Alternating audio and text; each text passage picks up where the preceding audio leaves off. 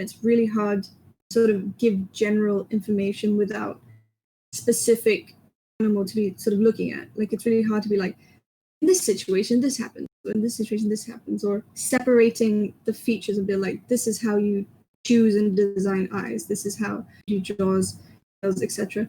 Because they all kind of fit together and influence each other. I thought it would be best to dive straight into the process. I asked some people last week some animals to put together because I feel like there's a lot of ways to design a creature. And the two main ways I tend to go for are I sort of think of a design. It does generally tend to pop into my head and then I adjust it later based on things I've seen before. So you're effectively taking a bunch of different animals, mashing them together, then adapting it and smoothing out the sort of lines so that it's not just like this Frankenstein beast, and it actually is a sort of cohesive thing. Where you could pick an environment and say, right, I want a big predator that lives, the mountains. Then you can look at real animals that live in that kind of situation and then design based on that. So I'm going to jump right in here. I have a long list of animals, but these jumped out to me specifically. The capybara, the fringe-lipped bat, and featherworms. The featherworms, I know a few people in here have bug phobias, so I didn't have a picture. I just have this little sketch that hopefully won't set anybody off. I hope it's vague enough to at least show sort of image I'm going for. Yeah. If you want to see the actual worm, thanks, actual worm that I'm going off of, Google Bella Pavanina. I'm going to write that in the chat right now. Bella Pavanina. The specific one is called a peacock worm. Really, really cool. I generally encourage you to look at bristle worms if you want really weird alien inspirations because they're just really out there. Really wild. They're not like earthworms at all. They've got all these wild shapes. Yeah, bristle worms. Polychaetes. You want the scientific name. So I saw these and they kind of jumped out to me. I sort of had this image in my head of sort of little round animal.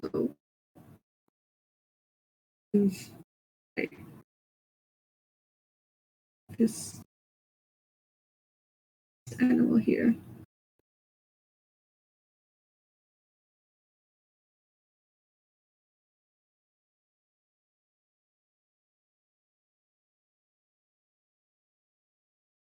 Yeah.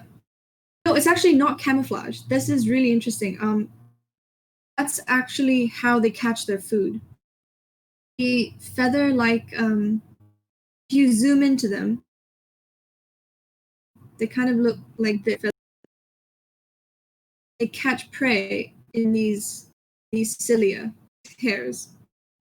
If you actually zoom into them, I'm going to talk about this later when I design the animals, or I will talk about it now because I'm going to include it anyway. If you zoom into the cross section of this thing, it's not a circle. It's actually sort of shaped like this.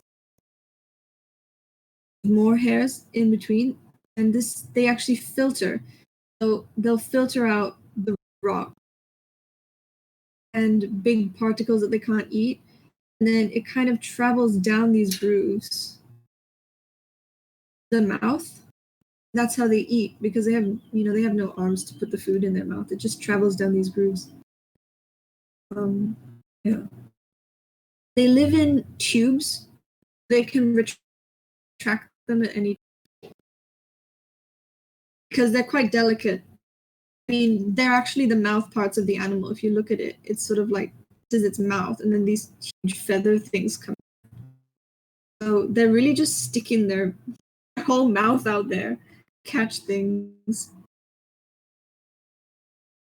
Okay, so back to this guy. Really feeling this sort of shape, and then his head, the bat.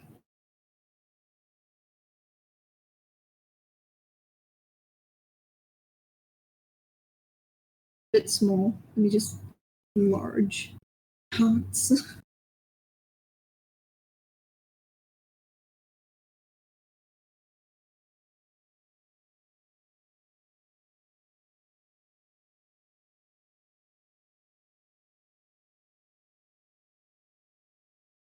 I thought it'd be cool. So they have this fringe and this sort of strange ornaments that these bats have. And then these feathers sort of coming out from their head. Almost like a moth. Feathers kind of coming.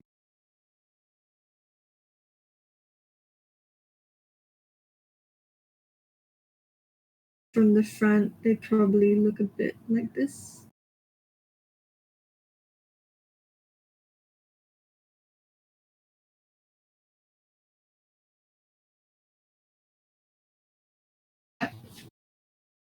To be around feathery. Yeah. So I feel like if it has all these tentacles on its face, it probably wouldn't have eyes. So I'm gonna assume that this animal probably lives in a cave situation. Yeah. This animal probably lives in a cave. So now we can go about, so we have this base design that's pretty non-cohesive. It's just kind of slapped together that looks cool.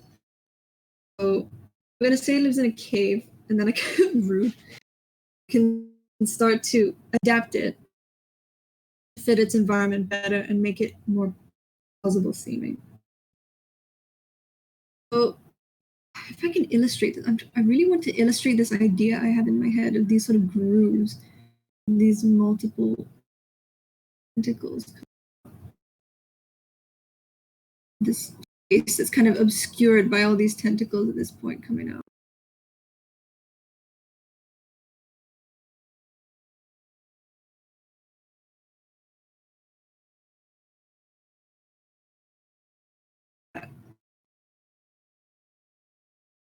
If it lives in a cave, there are some things that we know about animals that live in caves. First of all, it's probably not going to be as big as a capybara. It's probably going to be a lot smaller because caves are essentially closed systems.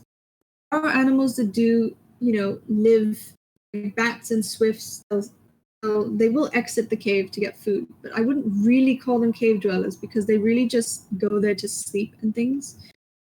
These are really closed systems. Not a lot goes in and not a lot comes out. The most that you get tends to be insects that kind of lose their way and fly in. Things that are already living in the cave. And if you have sort of water systems, you'll get debris coming in from outside, really minor debris. Animals that hibernate, no, I would not say so. Like, wouldn't call a bear underground, hibernate underground winter. Wouldn't call it word for it. I think it's fossor. There's a word for it. Animals that live underground. I would not call a bear an underground creature because it sleeps in a cave for it sleeps underground for a few months of the year. So what was I saying? Oh yeah, debris comes in from outside, so it's very sparse pickings. You don't really get big animals in caves. The only large animals I can think of is like you mentioned. Yeah, subterranean, thank you. I'm a zoologist. I know things. No, I don't. Like you mentioned, like cave dwelling animals. They don't actually live in the cave full time. They don't hunt in the caves. They go outside, get their food. This guy's probably going to be a lot smaller. Take him down. I'm lazy. I'm not going to draw him again. Probably going to be pretty small. Teeny boy. And since bats hunt insects and things like that, I'm going to keep him an insectivore. I was thinking, what can we do with these things?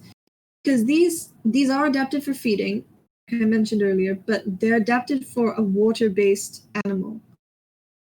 So they're just going to sit there and wait for things to get trapped in them. The current. But there's no current here. So I thought we could look at other cave animals then. Other cave animals, how do they get their food? I think Glowworms come to mind for me. They live in caves and they have these long, sticky strands of mucus that dangle down from the ceiling.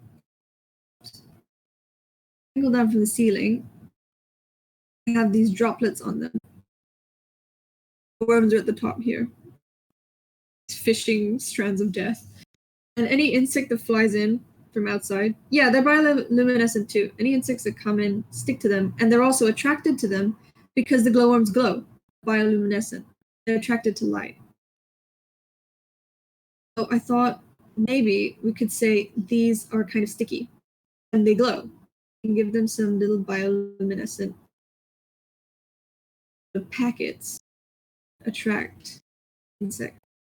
They could probably sit still at cave entrances and just sort of fan his tentacles out. Like a web almost with this mucus between it. Glowing. Sit there and wait while bugs come in and just stick to them. You can probably imagine like a row of these by a cave mouth just sitting there like this. Waiting for anything to come in and get trapped by them. And also, if we want to talk about color, it would probably be white. Look at cave animals, a lot of them tend to be quite pale. The ones that permanently live in caves tend to be quite pale and white because the reason that animals have pigment in the first place is generally to protect against UV rays. When you're in a cave and you're not exposed to the sun all the time, it's just extra energy to Yep. Looking at the picture in the chat. I mean, to be fair, I would probably go up to that. I'd be like, ooh, pretty. Go and touch it. It's effective. It's really effective. You see, deep sea critters do this too. They'll actually use light as a lure to attract things. It's really cool. Like the squid, I think, do that. They'll actually hypnotize and sort of lure prey in with these flashing lights. I'm like, ooh, light. Yeah, I was saying they're white in color because they don't need the melanin. It's just extra energy to make it. Look at things like olms. That they're like these really pale white salamander thing. You know that article that was like salamander hasn't moved for 8 years? That's an olm. That actually, that whole sitting still thing needs nicely back into what I was saying earlier about these being closed systems. There's not a lot of food, so you need to conserve energy. And what better way to conserve energy than not moving at all? Where they can survive on very little food for a very long time. Yeah. And also it goes without saying, cave animals live in caves all the time tend to be blind or lose their sight. Underground too. There's actually quite a lot of parallels between underground and cave dwelling animals because there's no sunlight. There's no need to see. There's also a lot of parallels between terranean burrowing animals and water animals, actually, which is quite interesting. Like they both need to be streamlined to be able to move through the soil. This is very loose soil. It's essentially like it acts as a fluid, like things like sand. You need to be streamlined to be able to push through it.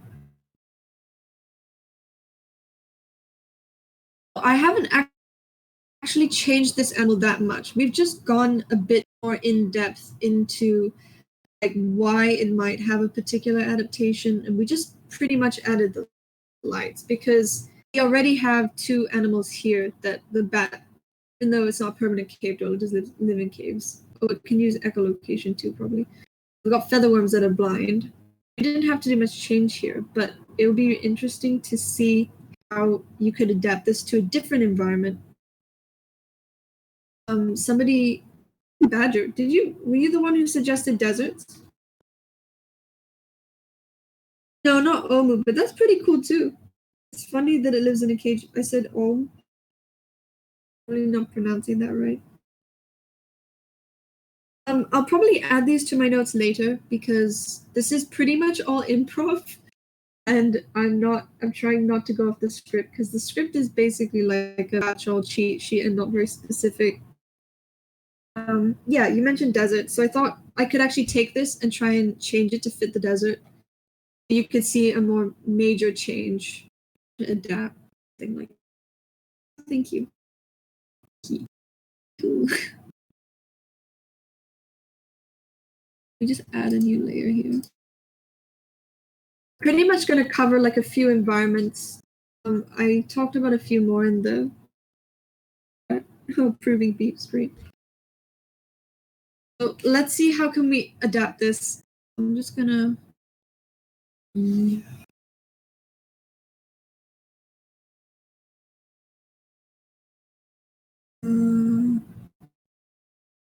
on, what was I gonna do here? Yeah, I was gonna move this to another layer so I can have it disappear. We have this base here. This is what we had. If we put this in the desert, this is gonna change a lot. So first thing I would say is that this is a very bad body shape for a desert. Basic sort of I mentioned this in my notes. There are a few sort of physical truths that you do have to stick to for your creatures. And one of those is things like surface area affecting body heat. So round shape, less surface area. The writing's terrible, I'm sorry. So that means they retain heat. And something like a flat surface or something with lots of different things sticking out of it is going to have more surface area, and so it will lose heat. So you don't want a round shape or hot environment because you'll keep all that heat in and then die of heat stroke. So it's not just the body itself, just like the legs, like how short the legs are. Shorter legs will have smaller surface area. Longer legs will have more surface area. So what I first want to do is make this sort of a bit longer, just in general, just stretch it out.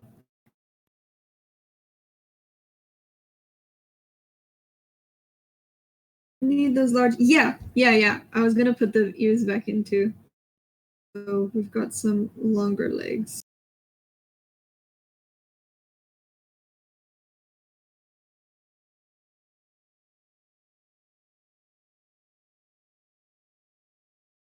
A long neck as well. We lose some heat. It doesn't have to be super long. This is just sort of flows better for my own drawing.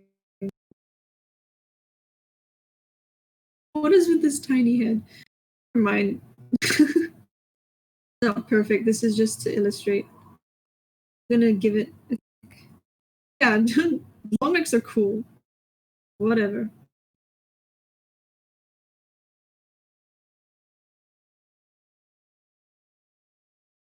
These are a bit pretty thick, actually.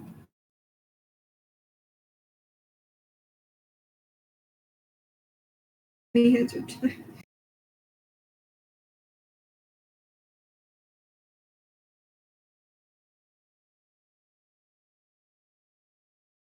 I apologize for putting like zero effort into the paws. Capybaras have really weird feet, and I don't want to draw them.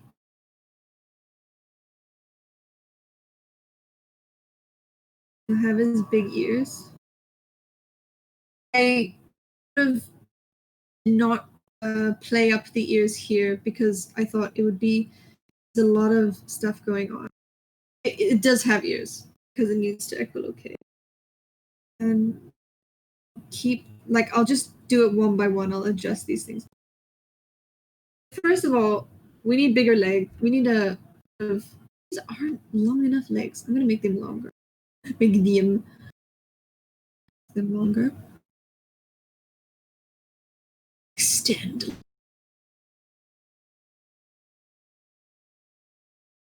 So right away we have a bigger surface area, so it's less likely to overheat. Also, long legs, you'll see this in a lot of desert animals too. It's not just to increase the surface area. Yeah. It's not just to increase the surface area, but it also elevates the body away from the hot sand, because sand retains so much heat and it's releasing the heat back. If you're really close to the ground, your trunk is going to heat up. That's the main body. The trunk is going to heat up pretty fast. So if you're higher, it gives you a little bit more separation from the ground. I don't think we're going to repurpose these entirely. I still want to keep them for the look because they're quite cool. You do also have to consider like character design in this. To be honest, I feel like in nature you do actually get a bit of natural character design, but obviously not because someone's looking at it thinking this looks good or this looks good. Like for example, if there's too many things going on at once. From a character design perspective, visually that looks cluttered. But from like a physical perspective, if you have lots of different ornaments and lots of pigments and all, costs energy, and that's not very efficient. I'm going to stop. But anyway, I don't think that these mucus flag characters are going to work anymore. No, actually, it's the other way around. I'm just reading the evidence. Desert animals tend to need bigger feet to actually spread their weight across the sand, and so they don't sink into the sand. And they'll tend to have things like it's something like a mammal. They'll need furred soles of the feet or thick soles because their paws will burn. Animals like hoofed animals are a bit get off a bit easier with this because it's a hoof.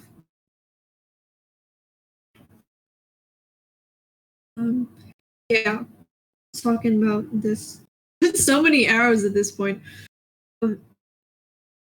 Going back to surface area, I feel like it might be interesting if this was more surface area to lose heat. So maybe instead of tentacles now, it's kind of like a sail.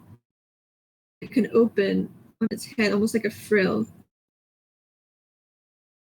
sort of dissipate the heat. We could also use it as a display mechanism. Peacock head. We could use it as it depends. Like if we want this to be like a top predator, it won't need warnings like false eyes to deter other predators, make it look bigger. It might have fancy colors for display, but if we want it to be herbivorous or just something that is not an apex predator, something that's hunted by something bigger, we could then put warning coloration, something like that. I personally kind of vibing that it's a predator, but not a top predator. I feel like something like this. I feel like I want to keep the sharp teeth as well. And I don't know. What do you guys want? Like, don't want to just go with what I would usually do. It's interesting to be pushed and like talk about different things. Eyes. Oh right, yeah. Eyes again because it's really not feasible to use echolocation in the desert because the sand is sort of shifting around all the time. It's really hard to get a clear picture. You really need more solid terrain to use echolocation. So probably give it its eyes back. And to be pretty killer. Agree. We'll go that route then, I guess. If I must. If it's a predator, what would it push its headphones for? Oh, that would be cute, actually. That would be cute. Be like this. That makes sense to me. It could definitely act as a shade as well. Like you can lose heat and get some shade. That's smart. It's really cool. Oh, where are its ears gonna go though? There's no space for the ears. It would be kind of pushed down, and then that would be a bit awkward. They wouldn't be able to hear. Maybe they could stick out this side. No, that would need a bit more tinkering to get it to work. Sacrifice hearing. Okay, so if it's a predator, and Art's asked about eyes, they're probably going to be more oriented to the front of the face. So this bat, pretty forward, but they could be more forward.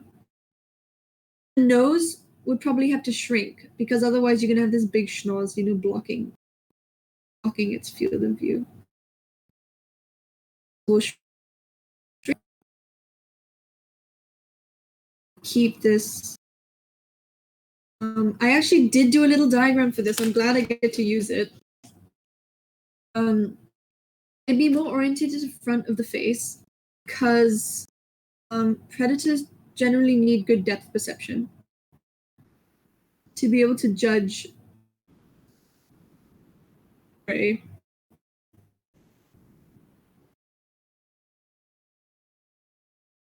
Not all predators actually have this, but it's just more efficient to have them in front. Like, a lot of lizards don't have forward-facing eyes, and they're pretty bad at aiming. I mean, anyone I know who's had a pet like gecko has said all the time about how shit their aim is. You want an efficient predator, put the eyes in front. Anything with depth perception, you need eyes in front as well. So that's why people and primates tend to have eyes in front, because originally we were moving through 3D spaces, jumping around trees. You need to be able to judge depth well, or else you will fall. And make up for it. I'm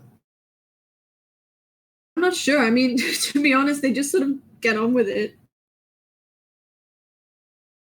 An important thing to note is that animals, and by extent any creature you make, are not going to be perfect, because that's not how evolution works. Some things can actually be really inefficient and actually survive hundreds of years just because they've just been really lucky for literally that long, or had really plentiful food supplies, and so didn't need to be hyper efficient, or things like that. So sometimes you can have these really maladapted creatures that somehow keep going. I feel like pandas are like that. And if you look at their jaws, they still have mostly omnivorous dentition, and they eat something that's really low in nutrition, bamboo, and they're still going somehow. Where's my vision? Right. Okay. So we talk about. Oh yeah, it'd be really interesting to do.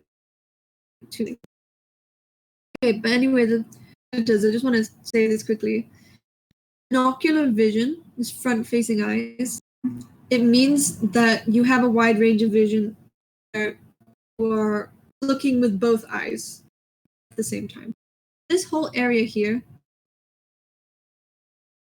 Wait, where am I drawing? What layer am I on? Oh, okay, that's fine. This whole area they're seeing with two eyes.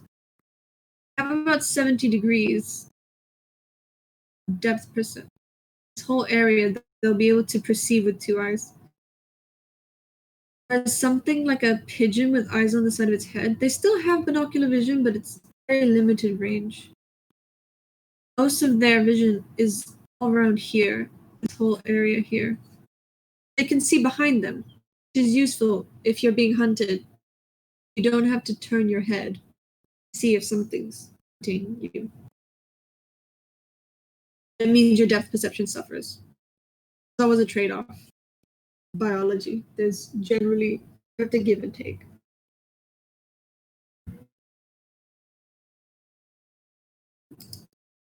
Slice this way.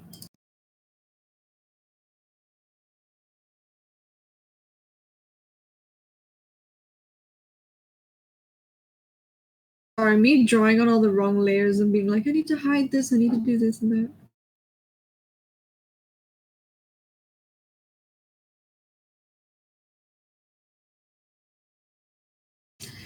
So if it's a predator, the eye's on the front of its head. And I would say, oh, sorry. Yeah. I also think it needs a tail now. Because if it's going to be running, it's going to be running after prey in a desert where the ground is really slippery. It needs counterbalance to avoid falling. It also needs better grip on its feet. Say if you look at the feet, they'll probably to have. Just double check with Cabby. Yeah, right. I have to have fennec foxes do this. They kind of have fur between the toes. That actually is the grip is better. I'm not sure why. And it needs a tail to counterbalance. So if it makes sharp turns, it's not going to fall over.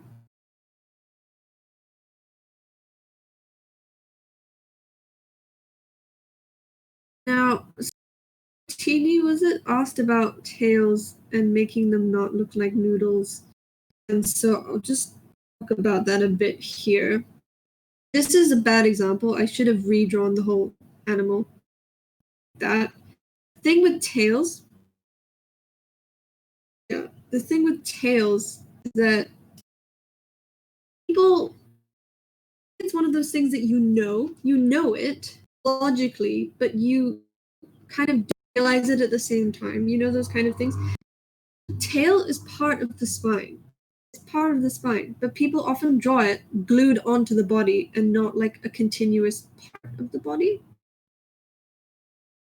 So it looks stuck on and it looks like a noodle because I often see like be an animal. I see this more often with like humans. It'll be an animal and then it will sort of be stuck on like that. It will just kind of come up at this weird angle.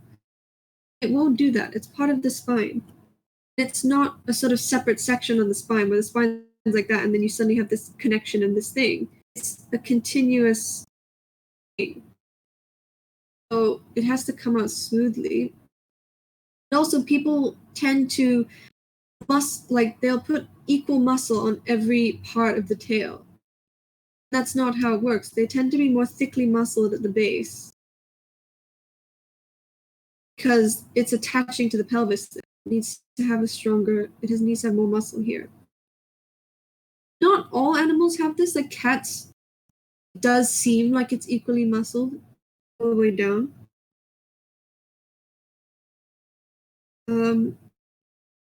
But it's still, you can avoid the noodle look if you just extend the spine. Because even if it's the same width all the way down, it will still look like it's part of the animal and not just like a noodle glued on. Let me read some of these notes, sorry. Still part of an S curve. No, even if it's fluffy, you still need to look at the underlying bone structure. Yeah. That's what I'm talking about here with my tail that I'm giving this guy is a counterbalance to because it's running in slippery terrain.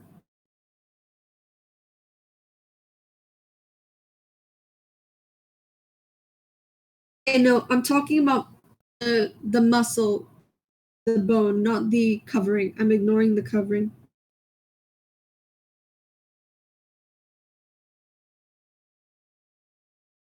Let me just scroll back through some of these messages.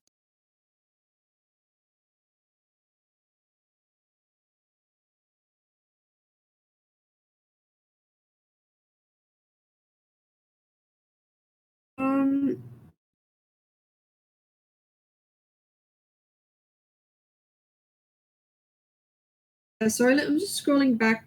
Wait, yeah, I'll finish talking about the tail first. The base of the tail is generally sturdy. Yeah, because that's the attachment point. And the attachment point, so it's generally more sturdy.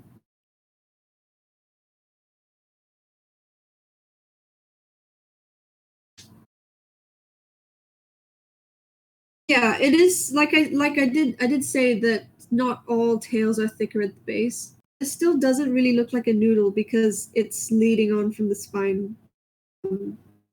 Obviously, it's leading on from the spine because that's like a real animal. At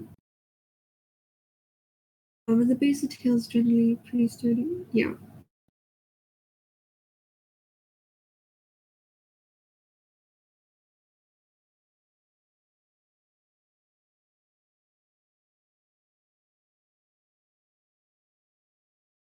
Yeah.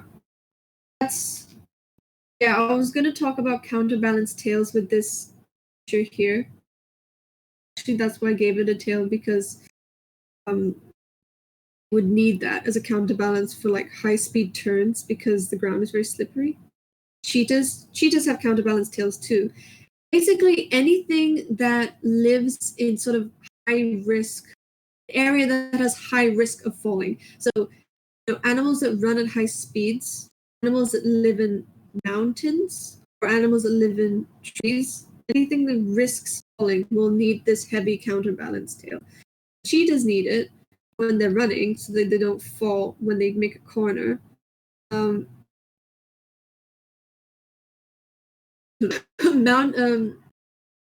leopards have big tails because they're in mountains and they need it to balance and not fall from the mountains. And then, like you suggested, tree kangaroos, you need it to not fall from trees.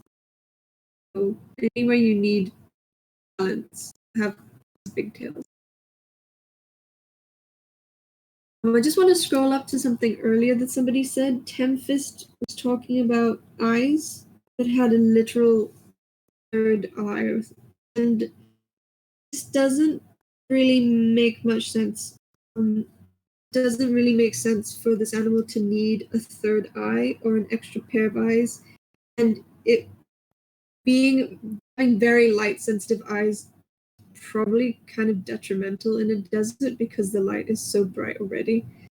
As it's already sorry.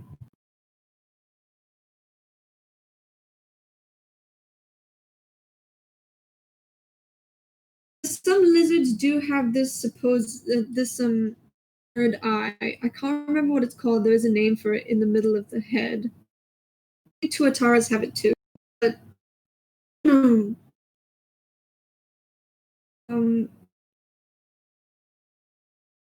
name for it, I can't remember. I don't know that much about it, but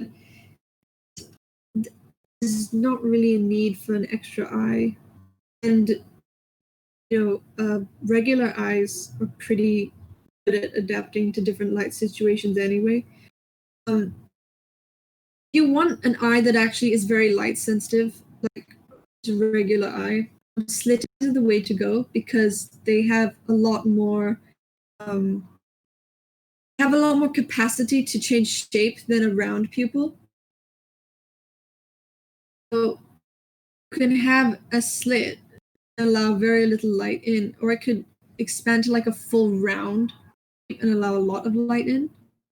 So if you want something to have more light sensitive eyes, it's slitted eye. Or it doesn't have to be vertical slit, it could be too.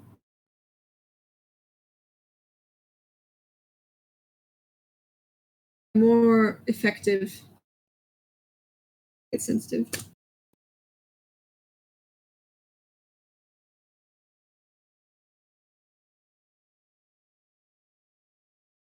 Yeah, that third eye that you mentioned, a lot of animals actually do have it. Like a lot of insects have it too. And it's yeah. It's if I recall, it's kind of left over from the days when there wasn't really proper eyesight. You could only detect whether it was light or day. You don't really need it anymore, and that's why in things like Komodo dragons and tuataras, which is another animal that has it, it's actually covered by scales because they don't need it. So it's kind of a vestigial trait. It's not really necessary anymore. Secret eye, yeah. Look up tuatara. I have it too. Really primitive animals, basically more less derived animals. I hate when people say this is more evolved or whatever, because there's no final state of evolution, and just because something hasn't changed as much as another animal doesn't mean it's less evolved, because it's clearly suited for the environment. So use words like less derived, more derived, basically things that are more specialized, things like that. Does it make sense for animals to have an extra set of eyes? To be honest, I feel like this is a very, I think it's quite random actually whether you have like 2 eyes or more eyes. Like insects just happened to develop more eyes sometimes, and things like that. It's just don't think there's any particular advantage or disadvantage. You can't like there is an advantage in that if you have more pairs of eyes, you can have different kinds of vision at the same time, or you can expand your field of vision. If you can't make your current eyes like big enough to see all the way around your head, and you can go with a multi-eye, because like, that's what I did with my critters. They're multi-eyes, so even if one eye might have a limited field of vision, you have another eye and another eye. You can have 360 vision. The other hand, it costs more energy to maintain so many eyes. So I would say that number of eyes is actually it's just dependent on the ancestral form.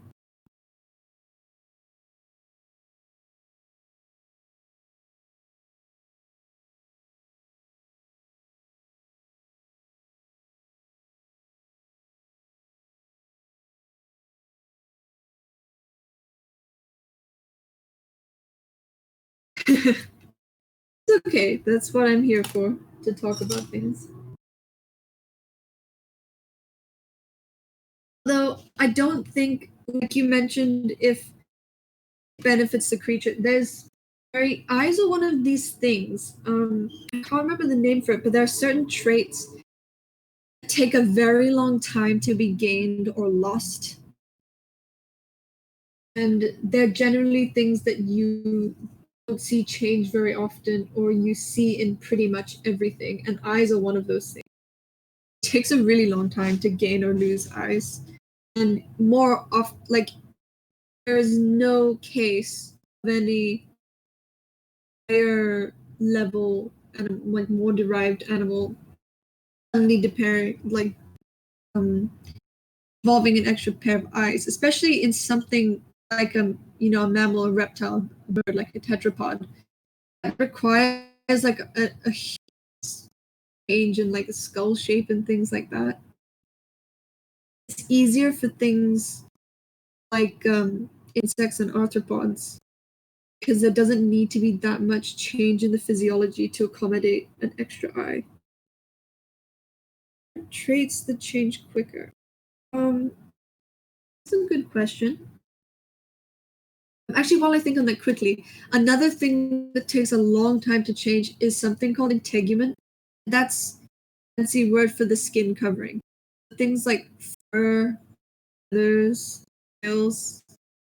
These are integuments, and they take a long time to change. That's why you tend to use them to define groups of animals. Like animals, part of the definition is like they have fur, and feathers. The birds have feathers, things like that. They take a really long time to change. And that's why when people like to say that, like, oh, well, maybe this dinosaur had scales and this one had, all of them had feathers. It's certain groups, it's just really, just does not make sense to say that, because it would had to change in a really short amount of time. And it's more likely that the whole group would have this covering. I said change quicker, I would say, well, things like body shape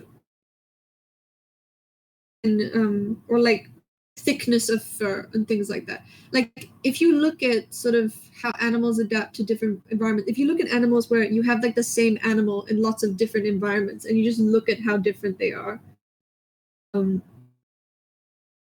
tend to see things like like tigers have thicker fur. The Siberian tigers have thicker fur than land tigers because they're in a cold environment versus a hot one. The size will be different. Size is actually one of those things that you can see pretty dramatic changes in sometimes. Even with the yeah, you can get like rapid, and also certain environments will prompt change faster than others. So if like there is no universal like this trait will evolve faster than this one, or this animal evolves faster than this one. This is how much time it takes. If the evolutionary pressure is stronger, animal is going to evolve quicker, or it will just die out. That's how it works. And things like isolation can also prompt a lot of change really quickly in evolutionary terms because they've cut off and when you're cut off, like wild things can happen.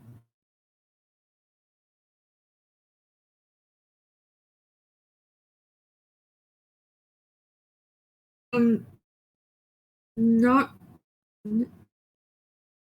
if the diet changes, then they will have to adapt, obviously, because if they can't go off their diet, if they can't eat, if the diet is poisonous to them or they can't get enough nutrition from it, they'll just die. What they eat just in general does not really affect evolution at all.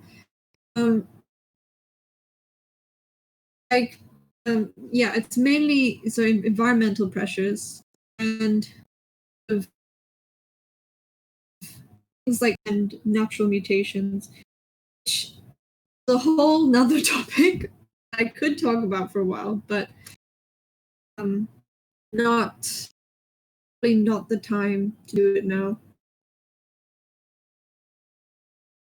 Genetic drift is actually I could briefly say it's quite interesting because people think of evolution as an active process and it isn't all the time. Sometimes it's completely passive. It's just random changes in the population that just happen via sheer chance to get passed on or to become like the dominant trait.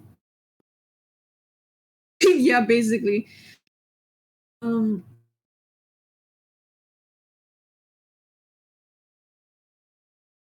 Move on if you like. I can move on to something else.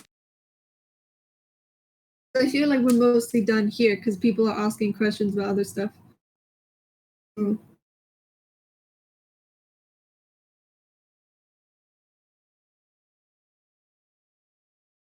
Domestication is a really interesting process, actually.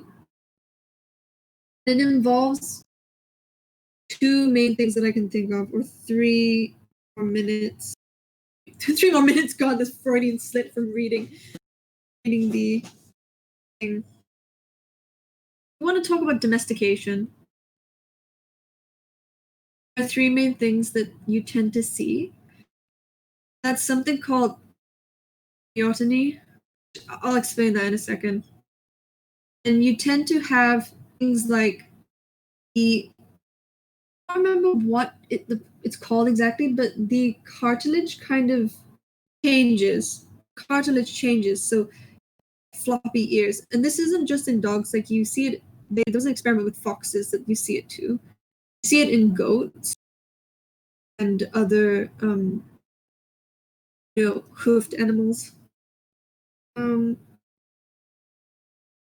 you also tend to get like splotches. This is very interesting. I don't think it's fully understood why this happens.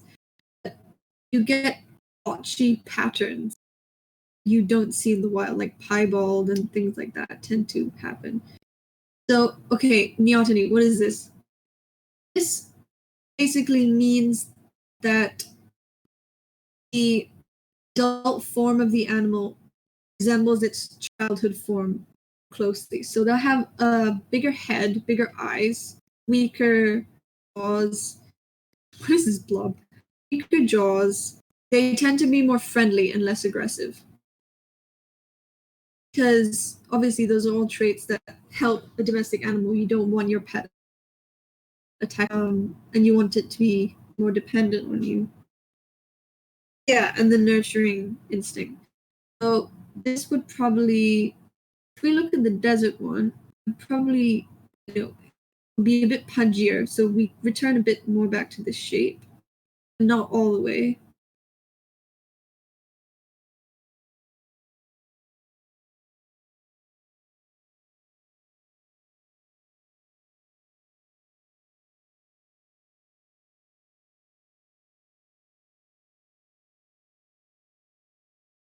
They have bigger eyes and probably smaller teeth.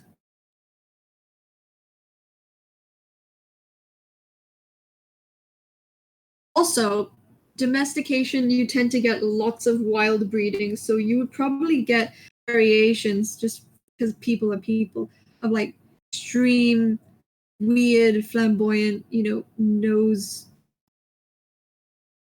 The nose I can barely see anymore because I think that's cool for the show. Or maybe like an extremely large bill because that looks cool. Get a lot of really wild, probably detrimental to the animal's health.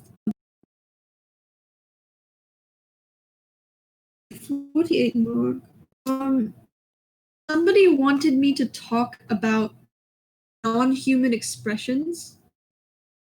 Would you guys prefer that I do like a little bit more on design? Because I know somebody wanted to see urban environments, but then somebody also wanted to see expressions, emotives. So like, which do you all prefer that I talk?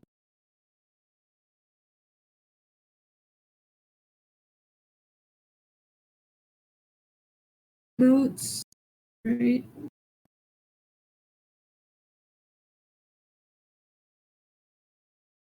Push comes to shove, I could probably add a little section on urban environments in my notes, but I do think that emotes would be easier to show visually.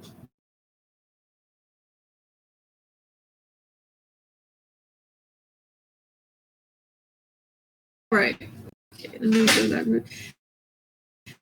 So funny. Like it's so funny how things go, doesn't it? Like I have all these other things prepared that I never even got to because of this huge like segue in the desert section. Okay, emo.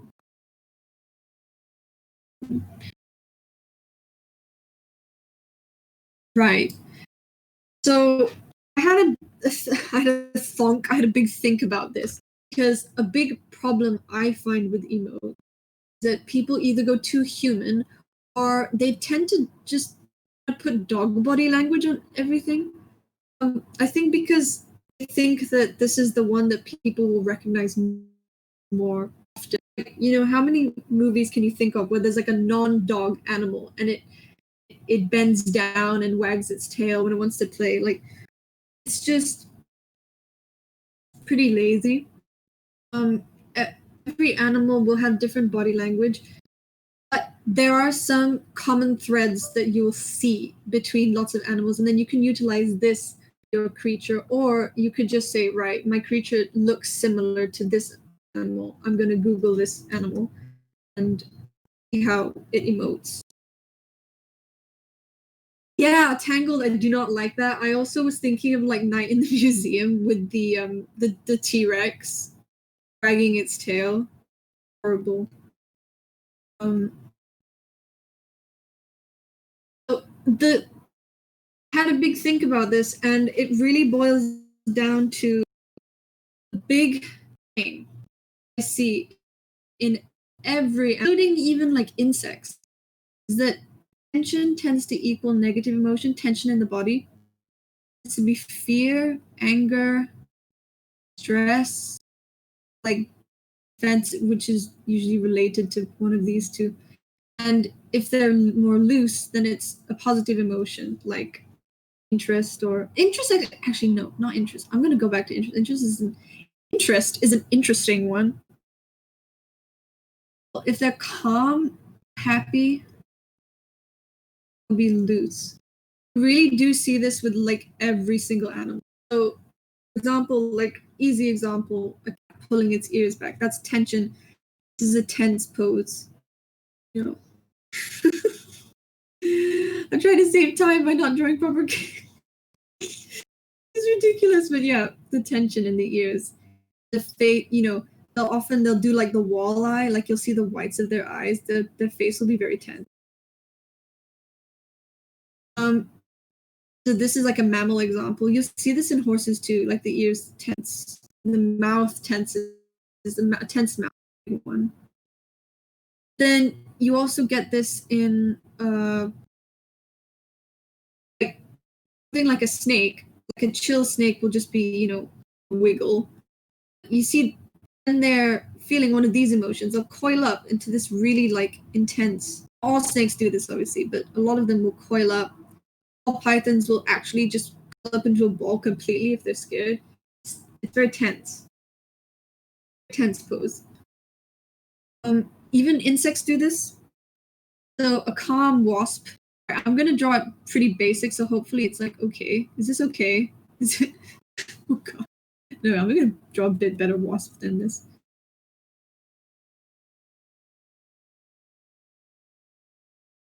What is going on with my pen? A calm wasp. Oh, this is a really bad wasp. Okay, I'm just drawing it. Well, its wings will just kind of be sitting like that. But wasp that's defending its nest, and it feels provoked that you've got too close. It will raise its wings in like this really intense feed posture. I've seen this wasp doing this. It's a tense pose. They're not just relaxed and lying flat on the back. You do see this all the time. You see tension for these negative emotions and sort of more relaxed open poses. Positive. Also, there's common threads like, again, fear or anger tends to be responses where animal will show their weapons. Even if they're not planning to actually fight, they need to advertise they have the means to defend themselves. They will if necessary. Teeth will be showed, lips will be pulled back. Weapons will be shown. The skunks will raise their tails for their, stink. Also often trying to make themselves look bigger. Again, like I'm just gonna go back to cats because they're a really good example. They'll just puff up this fur and their tails. They'll go right on their limbs. It makes them look bigger. Birds will do this as well. They'll sort of bring their wings out like this. This wing. You get the tension in the head. For example, okay, a vulture. Vultures are really good. Necks are very good. Or necks and ears, very good for showing emotion without emoting with this. An angry vulture will sort of do this with its neck. You've got this tension, the coiled neck, and they'll sort of put their arms out they put their wings out like this. Sort of stomp around. It makes them look bigger, and it's tension again. You've got this tension here.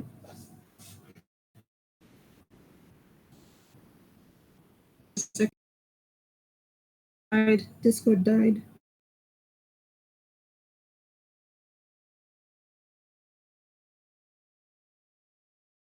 Right. Yeah.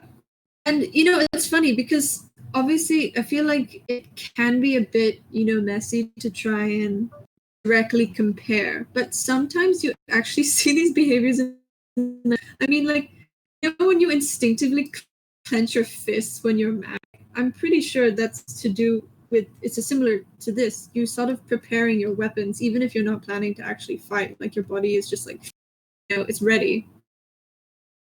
And there's a really interesting paper I read about something called the victory pose. When people win at games and they'll like scream and sort of pump their fists and stand with their legs wide, or maybe throw their arms out like this, they'll be like, "Wah!" I won. That was actually found to be not learned behavior. Like that's instinctive human behavior because they found it across cultures, across sexes, and people who are deaf and blind. So it is something that people like instinctively do. Related to this is sort of making yourself look bigger, showing your strength to your rival. You can see it like a lot of the time. So because, obviously when you're drawing animals, there has to be a little bit of anthropomorphization because if you draw something that is too distant from a person, it's hard to recognize the emotion unless you're really well versed in it. And this is a problem that you get when you create like sentient aliens as well. You can't stray too far from human or at least earth animal expressions because you just will not convey what you want to convey. It's really hard unless you have like a book and you're reading and you're like an expert on this new form of body language. You have to put a little bit. Oh, you might like people say that Hathja is quite expressive. I use a lot of neck and foot gesturing for her. Foot as an analog for like hands and people. They're expressive. I do a little bit of expression in her face, just a touch. Not a lot because her face is very mobile. But like, this hang on. You can put like a little bit of upturn in the mouth or the squinting of eyes. Also head position does a lot. Like looking down. There was a panel in the comic I can think of where like she's kind of looking down at him and she's like this. She's not really making much expression. The angle of the head brings to mind like haughtiness or just sort of upset. And the squinted eyes as well. And looks down at him like that. Her mouth is pretty neutral, but the head expression can tell a lot. Sorry, I'm suddenly like shaking. I think the aircon's been on too long because I'm seizing up and everything I draw is coming out shaky. Also, I think I'm overshooting now. So, anyone wants like specific examples? Ask now.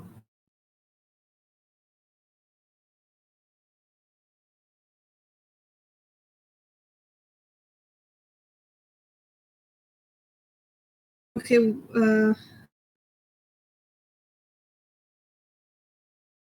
Yeah, I'm not really an expert on insect mouths or crab mouths, but I can tell you something about crab mouths. That what looks like crab mouth parts aren't actually mouth parts, they're actually legs. They're legs that have been flattened and modified to be mouth parts, basically. And spiders have that too. So look at crab. Crab has like what is this? I'm good at drawing crabs, I swear. I have like a whole folder of crabs. My biology, they got like full marks on. I can draw crabs. I'm just Okay, so most crabs have either 4 pairs or 3 pairs of legs. There's 2 different orders, and some have 4 pairs and some have 3, which is really, 5 pairs. The ancestral state and the state that a lot of other crustaceans in is actually like 7 pairs or 8, if I recall. And they're not missing legs. They're actually, if you zoom in to a crab's mouth, I have one on my phone here actually. I'll send it later so I can spoiler it. They are literally little claws. If you look at them up close, they're like this. claws fold into the mouth. And then underneath there's even like a smaller claw. And they've just kind of evolved over the years to assist in, I think originally to food into the mouth, and then it evolved into literally straight up part of the wild.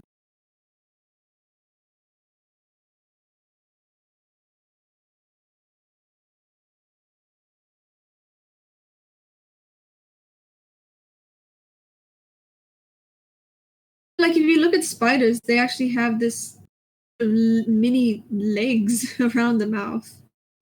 It's adapted legs. Aid in. I'm not sure why that happened actually. Hans crab. Yeah, no. Is anybody okay with crabs? Because then I can show image. I can share it in the chat. If any, does anybody have a problem with crabs? Okay. Here you can see very clearly the mouth parts.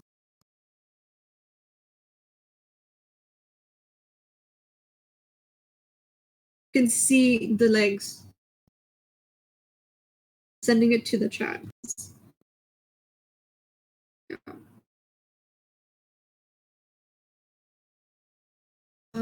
Yeah, is there anything else?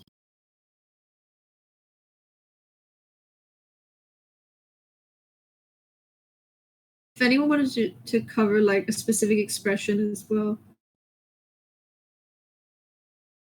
Okay, snakes are a bit difficult for me to explain. Like I said earlier with the tension, because snakes also don't have a lot, like they don't have eyelids, they can't sort of change the shape of their eyes, they don't have any ears to pull back.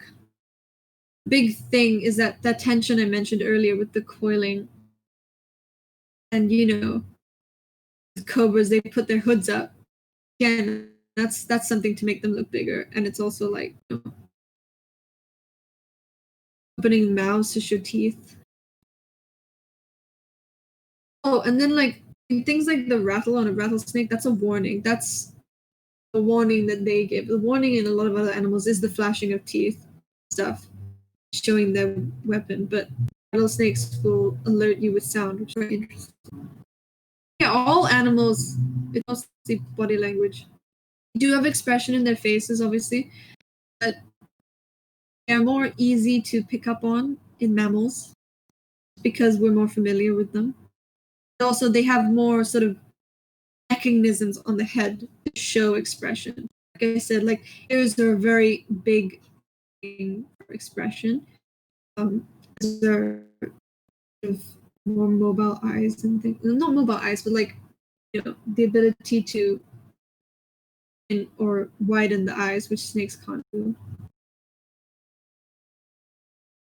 Yeah, like body flattening, squishing, and stretching. Like for example, I mentioned necks earlier, really good. That's how I use. I think you can coil it back, show something, you can stretch it forward, or you could pull it up. All these convey kind of different feelings. Squish the body down.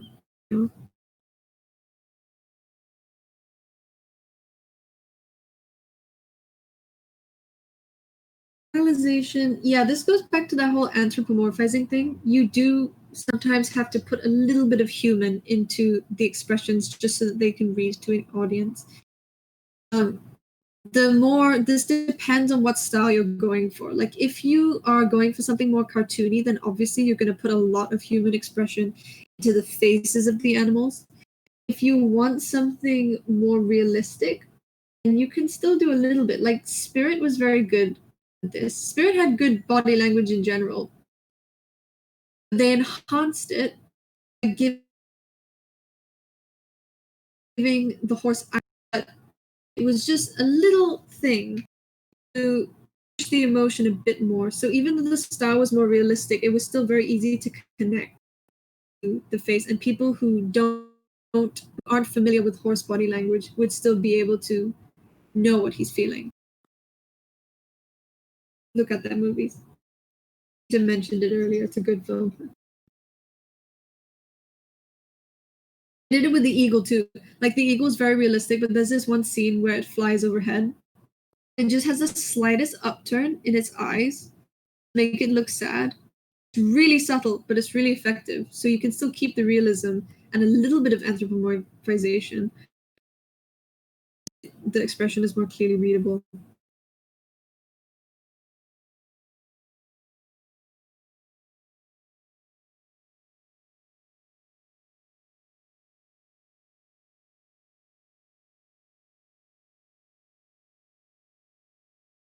Yeah, but that's a whole sort of other section of stuff.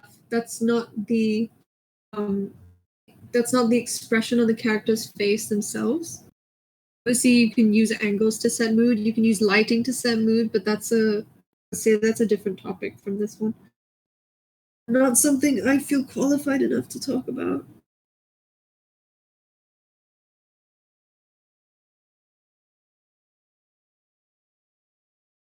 So is that it? Else that people are interested in?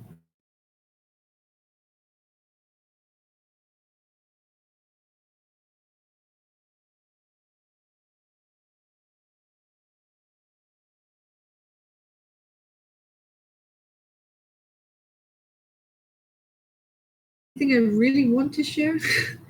Not that I can think of. I mean, there's lots of things I could share, but I've already passed the hour mark.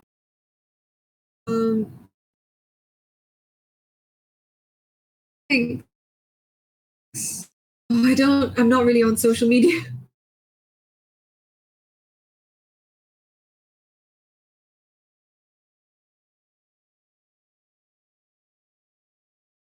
Thanks. Where do I post my work? Pretty much nowhere now. Okay. Cut the stream.